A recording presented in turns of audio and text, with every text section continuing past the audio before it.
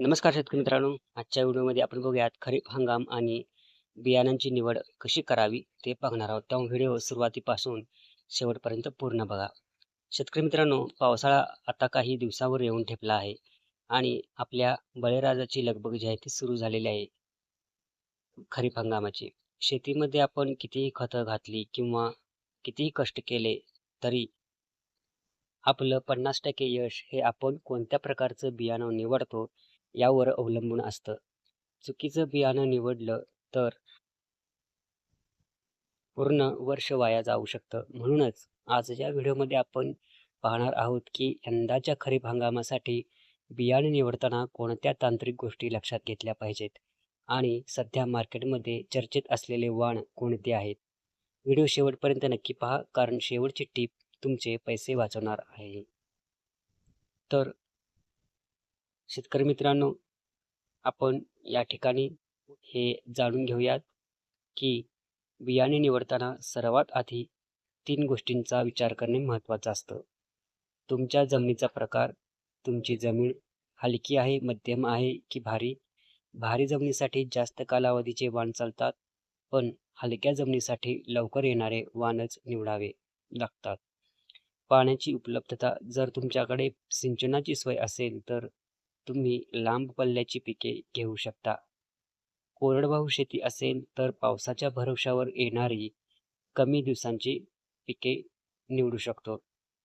मागील वर्षाचा अनुभव, गेल्या वर्षी तुमच्या मागील कोणत्या रोगाचा प्रादुर्भाव झाला होता त्यानुसार रोगप्रतिकारक वाण निवडणे फायदेशीर ठरते.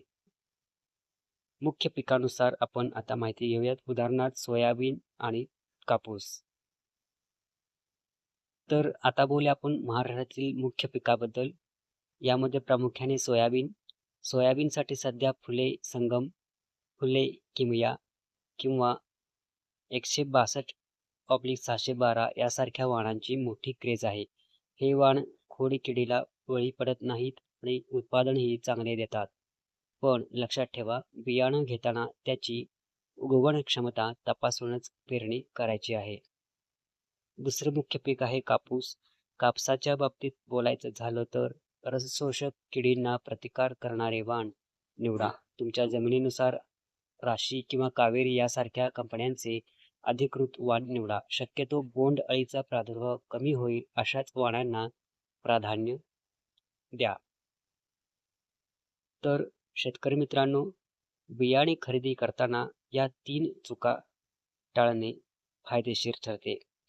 त्यामध्ये पक्के बिल. बियाणे खरेदी केल्यावर दुकानदाराकडून पक्के बिल नक्की घ्या. त्यावर लॉट नंबर आणि एक्सपायरी डेट तपासा. घरगुती बियाणे. जर तुम्ही घरचं बी सोयाबीन वापरणार असाल तर त्याची घरच्या घरी उगवण क्षमता तपासा. 100 पैकी किमान 70 ते 80 दाणे रुजले तरच ते पेरणीसाठी वापरा.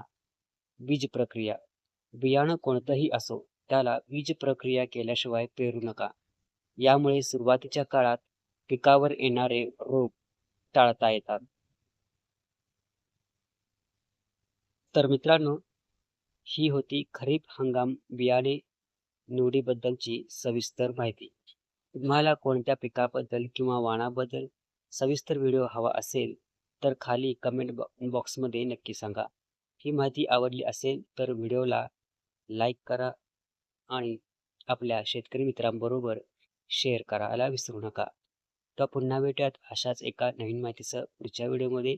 तेव्हा पीक पाणी या चॅनलला सबस्क्राईब जरूर करा. धन्यवाद.